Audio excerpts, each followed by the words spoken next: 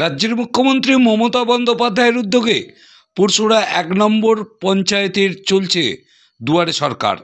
৩৭টি প্রকল্পের পরিষেবা চলছে পুরসুরা হাই স্কুল মাঠে। প্রায় ৭ থেকে ৮০০ উপভোক্তা পরিষেবা নিতে উপস্থিত ছিলেন। দেখা গেল বহু মানুষ এসেছেন তাদের পরিষেবা নিতে। কেউ কৃষক বন্ধু, কেউ লক্ষ্মী ভাণ্ডার, আবার কেউ তার প্রয়োজনীয় পরিষেবা নিতে। বহু মানুষ কিন্তু উপস্থিত পুরসুরার এই ১ নম্বর গ্রাম পঞ্চায়েতের দুয়ারে সরকারে। কি বলছেন পুরসুরা ব্লক তৃণমূল কংগ্রেসের সভাপতি যশবন্ত ঘোষ, কি বলছেন প্রধান সরমা দাস, কি বলছেন সাধারণ উপভোক্তা মহিলারা, আমরা শুনব। পুরসুরা থেকে নিজস্ব সংবাদদাতা রিপোর্ট, নিউজ ৭ সকাল লাইভ।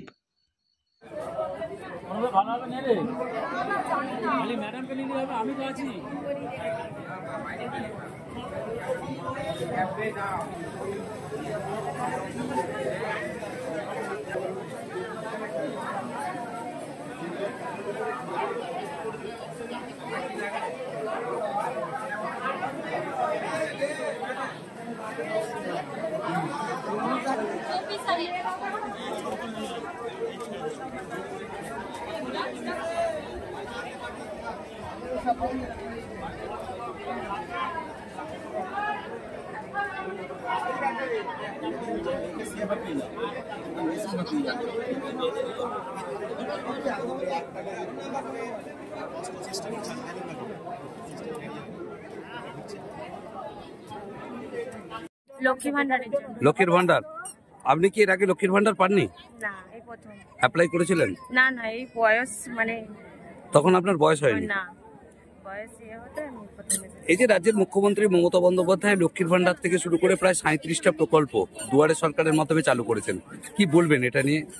এটা উদ্যোগটা মুখ্যমন্ত্রীর কেমন?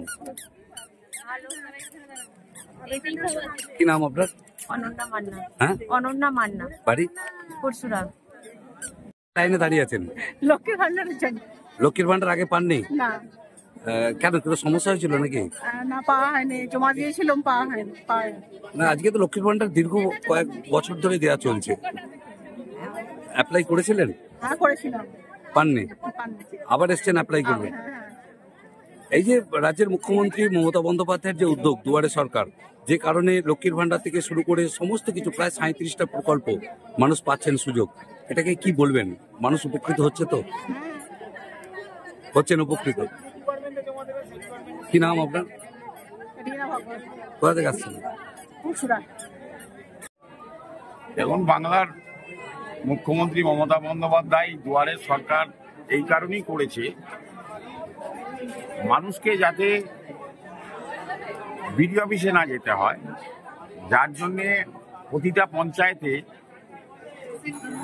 বিভিন্ন প্রকল্পের মাধ্যম দিয়ে এখনো আজকে এই দুয়ারে সরকারে যে কোনো